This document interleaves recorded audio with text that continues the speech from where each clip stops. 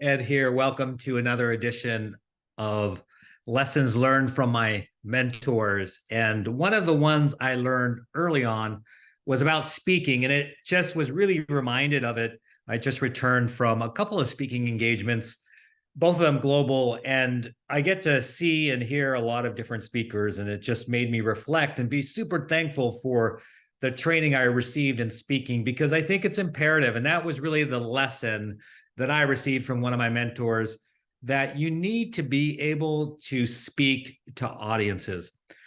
You can't say as a leader, because this is some of the excuse I get, well, I can still be a leader and not have to speak.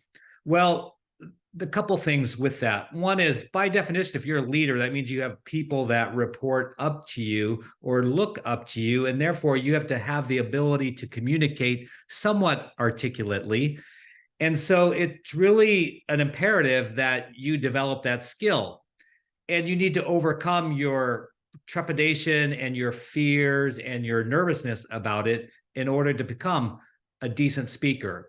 And so I'm going to share with you a few things I learned along the way, because I was the exact same way. Are you kidding me? Stand in front of a bunch of people and talk and share. And I mean, if there's one thing that brings out insecurities, is I'm going to speak in front of my peers or people that report to me, or no, people that I report up to. It's scary, and I get it completely. But my mentor really encouraged me to go out there and speak. And so I've done the same thing. Like anyone who's served with me knows, whether they direct report or not, I was very intentional about developing that skill within them. And I'll give you some examples. I'm jumping, sort of getting to the solution before I sort of describe some of the other parts. But that's the nature of how I roll with these particular lessons from my mentor videos. So I probably the biggest one I ever did was something with Dale Carnegie. Now, it doesn't have to be Dale Carnegie. You choose whoever. But for me, I had this experience where I took a Dale Carnegie class. It was their, I don't know what it's called, the classic. It was like their 4-day classic, Dale Carnegie. And a big part of it was speaking. You gave presentations at the beginning and they videotaped you. And by the end, you get videotaped and you're like, wow, I really did improve a lot in 3 or 4 days. I was so impressed with Dale Carnegie. I then sent all my direct reports. I went back through it with them. So we'd have that, so it was just us, sort of that bonding experience. And then I sent my kids through it and my wife through it. They had special versions for teens. I'll never forget. I mean, it was profound for them, and they're good speakers today as a result. And then I was like, all right, now I already had all my directors. Now I want to get the next level. So let's say VP levels. And so let's just say, I'm making up the number here, but there's like 8 of them. And it was such a profound change for them, because it wasn't just speaking, although that was the main emphasis for me, but it was a lot of different things. And then I brought Dale Carnegie in, so I had to be very careful with their HR, because the HR provides great training too. But this was like a little bit beyond. So then ultimately I trained all my managers. I think we're talking like 120 people. So it really was profound. I mean, part of the big reason that we performed as well as we did, I believe, comes back to all the training that we did. But anyways, it was important for them to speak. I wanted to give them the training. The other thing that I've done a lot, and I started this when I first became a CIO, I had known of Toastmasters. So I looked it up and I kind of borrowed from Toastmasters and created Bagel Master. So I had no budget, to do Toastmasters or anything like that. So I was this young CIO. This is at University Hospitals in Cleveland, like early 2000s. And we did Bagel Masters. It was pretty much like Toastmasters, but we did it ourselves. We weren't part of a chapter. We brought bagels. That was my deal. I brought bagels, have breakfast together, and learn how to speak in front of each other. That was so good, worked so well, that I took that to everywhere that I went, including, I think the last time I formally did it was in New York City. It was so cool to see people who, like, I know who they are. I see them on stages today who were those quiet, shy people that would never want to speak. And I know, like, I'm going to a Becker's conference coming up here, and one of the speakers was from my Bagel Masters. It makes you feel really good. Like, hey, you really helped someone out. Now they're like a big deal someplace. And that's not the only example.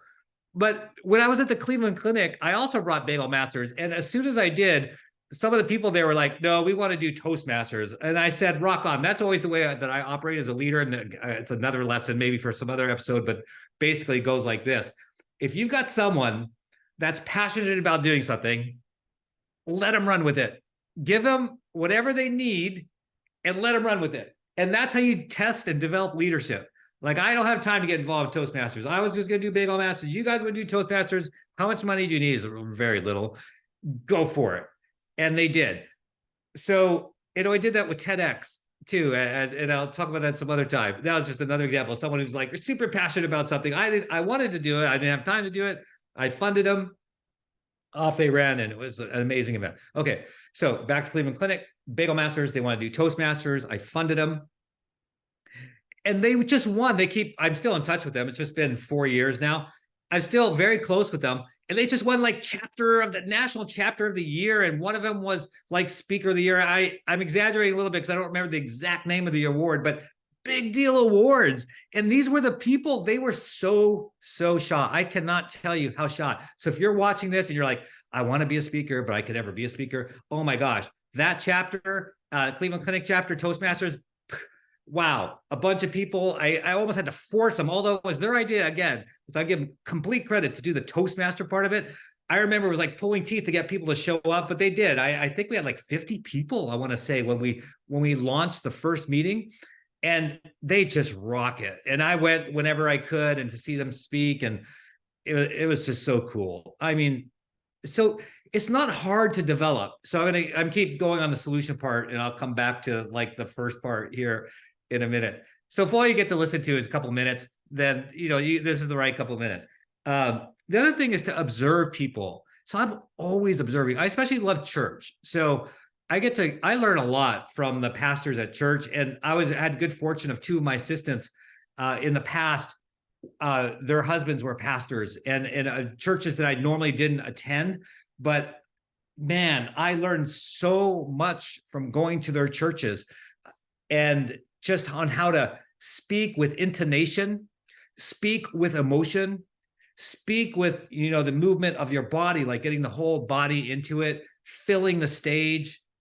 I'm just thinking about them right now. I mean, it was so good and so inspiring. So that's what I do. And I always watch speakers, and I'm sort of critique speakers, right? So I'm watching speakers. I'm like, oh yeah, I don't want to do that. I want to do that. And I want to do that. And I want to improve my slides. And so I'm always like trying to get to the next level. And I'm telling you this all works. And again, if you want to think that I'm narcissistic or stuck on myself, then, what I'm about to say will feed right into that narrative, which is fine. I'm fine with that if you believe that.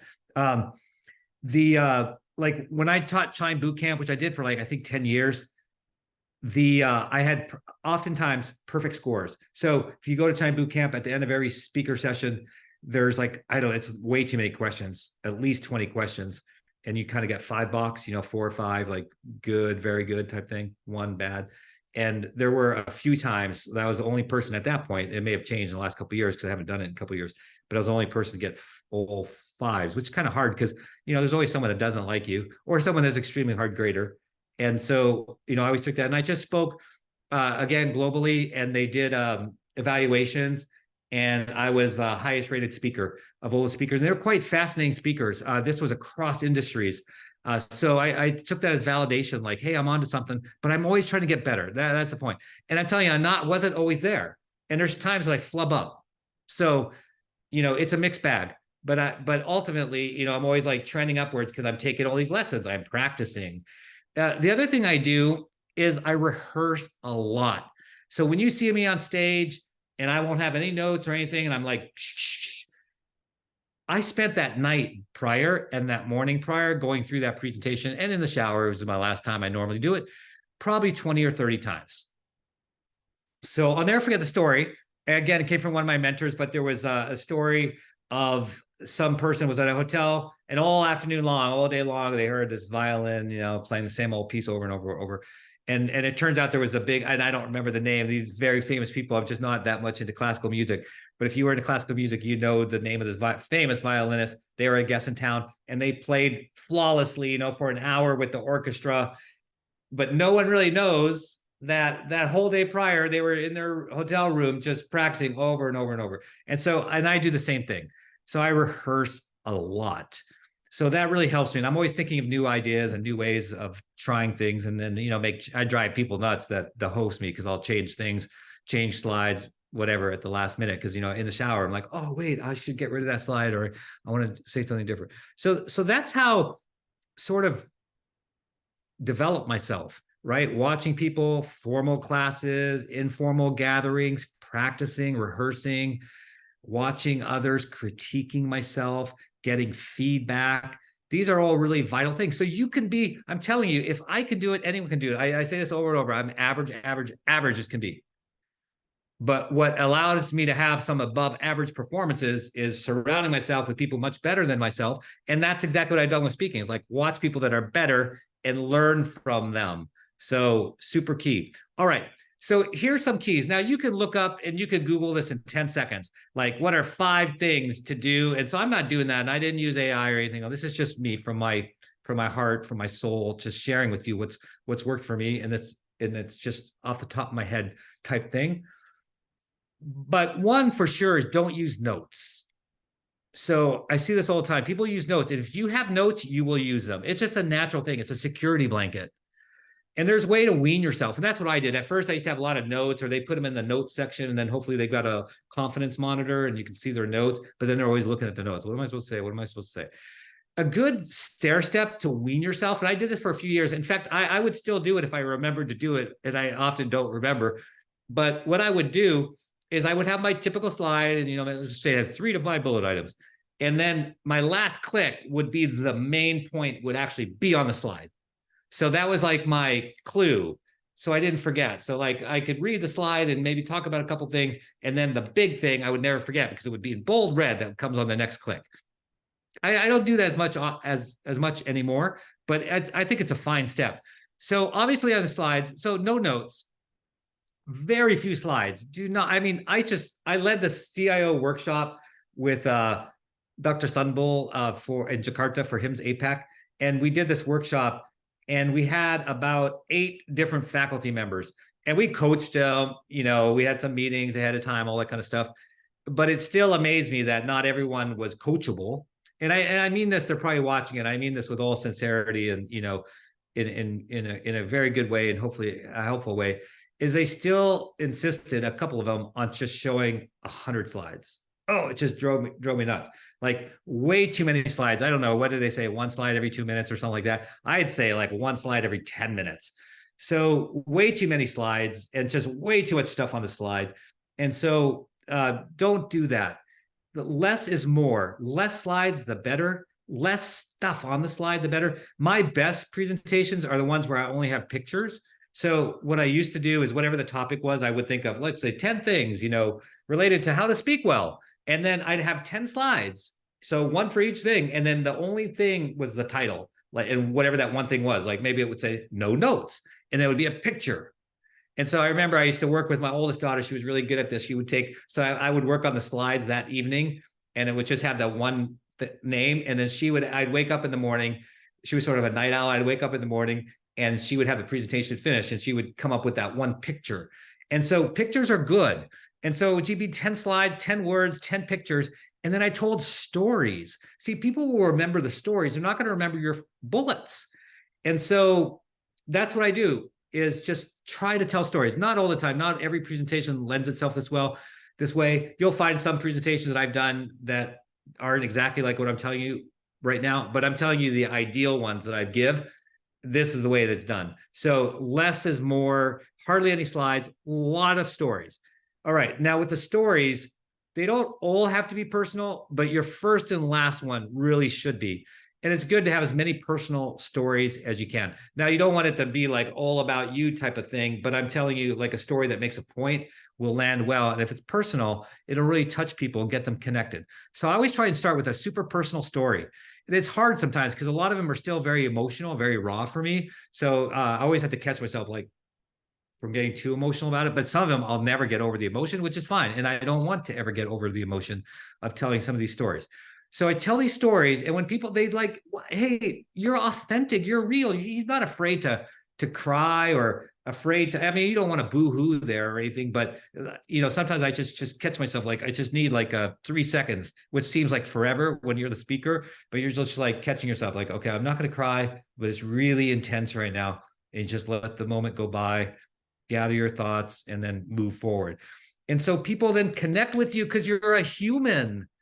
Man, if you just talk all these statistics and and you drone on and you're monotone, oh, it just makes me cringe when I see it. And that's the thing.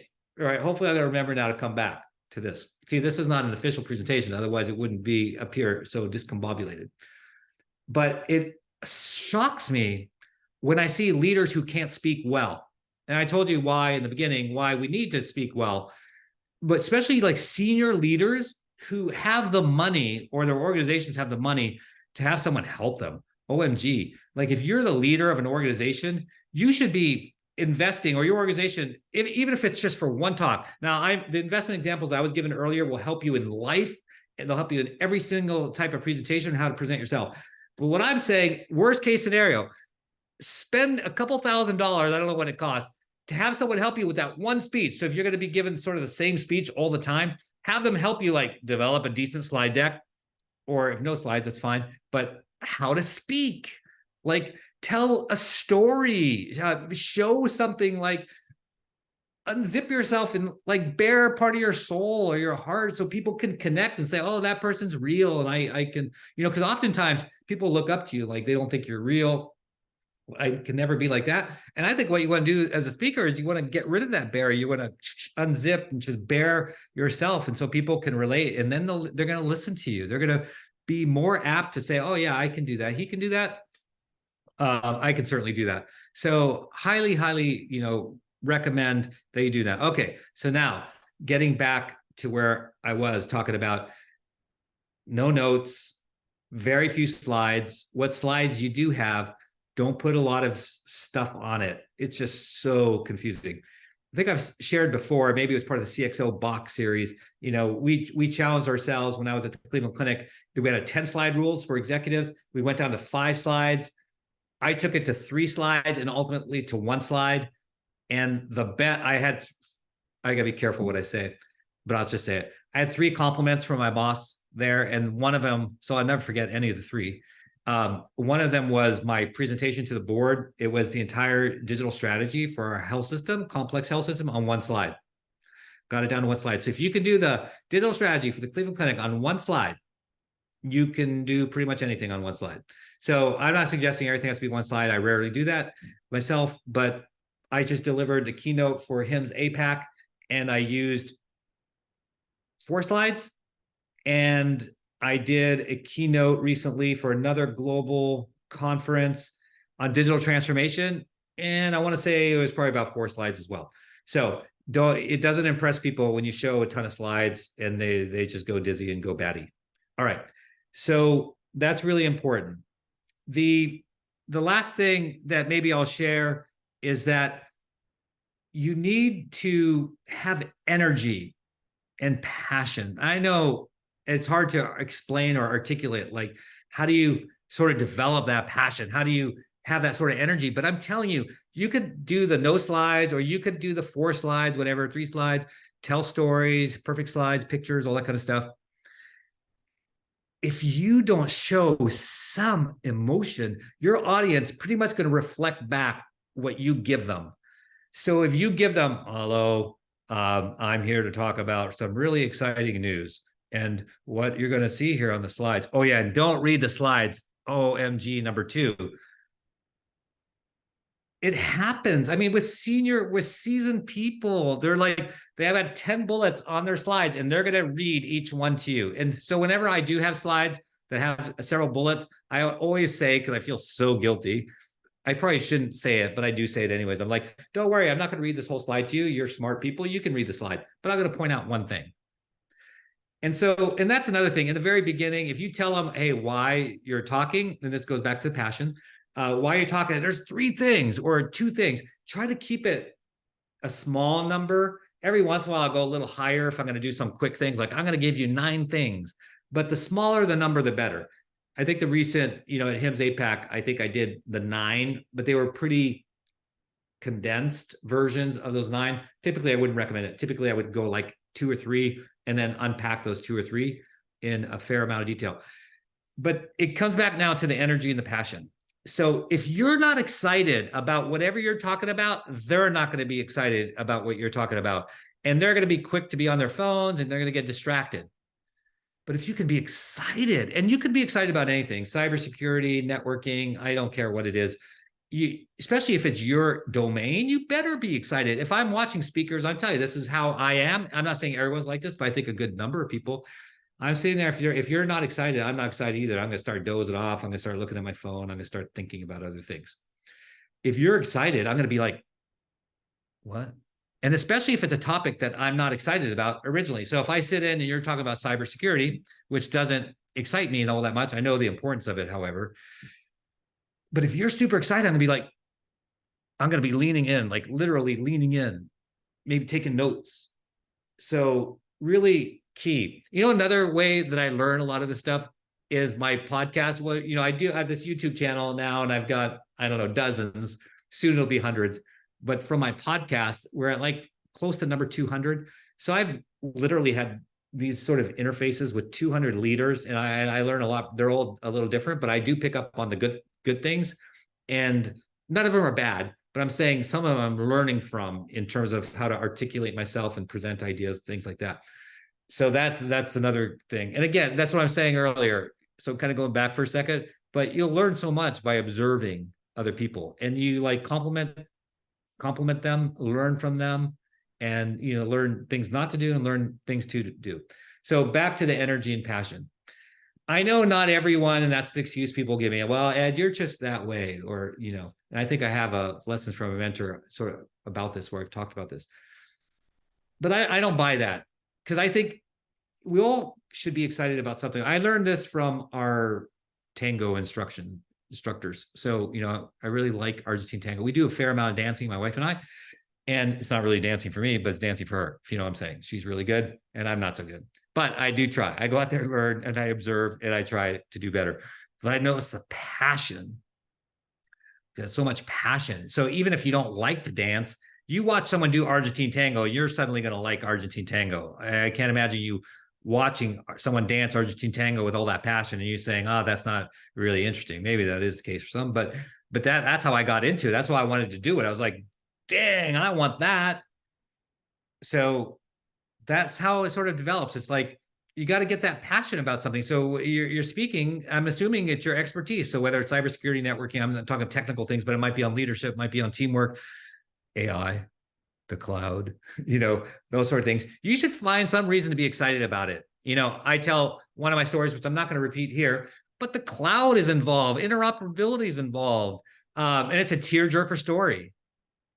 So you can find it, and you got to, because if you're not excited about it, why should people be there and listen? If someone drone on about something. So find a reason to be excited. Use real world examples. Show pictures, not bullets.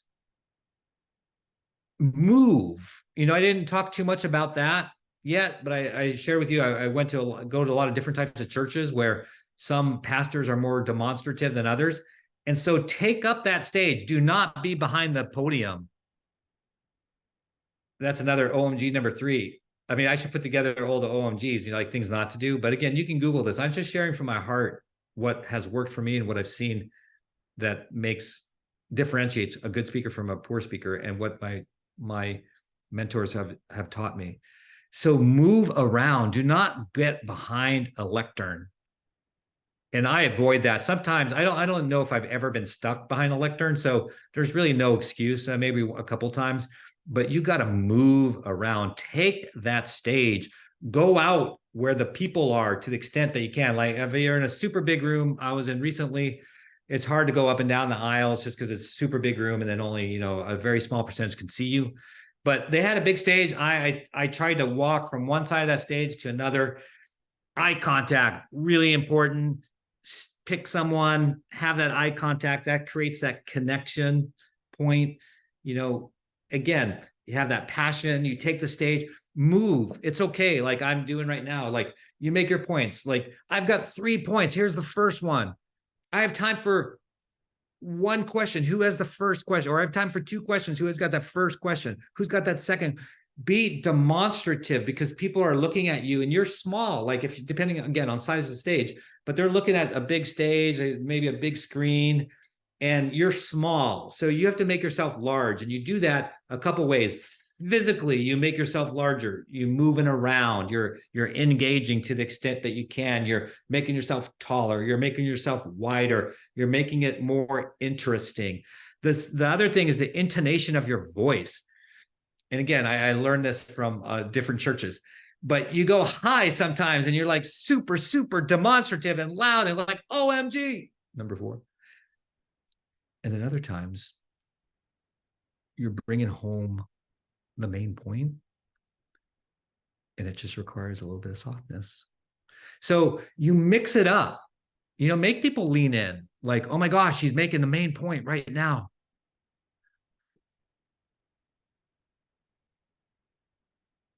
Silence is beautiful. Don't forget to incorporate silence in your talks. So we always feel like we have to fill it up. And so my biggest weakness, like if I'm going to self-critique, and I always ask people afterwards, how did I do? And don't say, oh, it was a great thing. I want to learn. Give me something.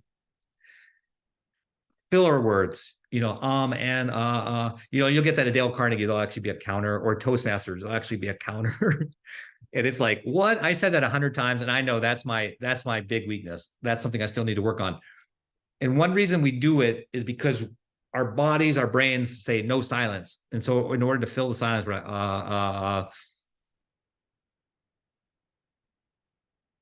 So silence is okay. So learn to be comfortable with silence, especially after you tell a story. And if it's one of those like tearjerker stories or heart-wrenching stories, it's like,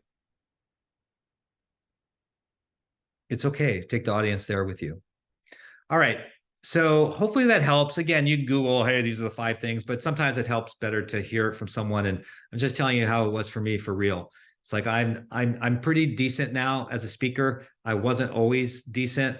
These are the things that I was taught to make me better. These are the things that I learned. And so I gave you all the ways you can learn. There's the formal ways, the informal ways, the free ways, some cost money. So there's never an excuse not to get better.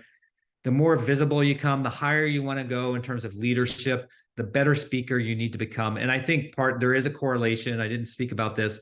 There is a correlation, I believe, with your ability to speak and your promotions. It's not always that way. Like I said, you'll see some CEOs talk and you're like, what? How on earth did they become CEO and not have more training in speaking or pay someone to help them?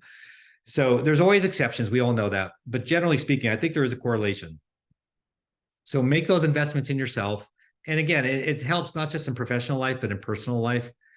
And it helps, I just think, as a person and as a leader in society, to be able to articulate yourself much better.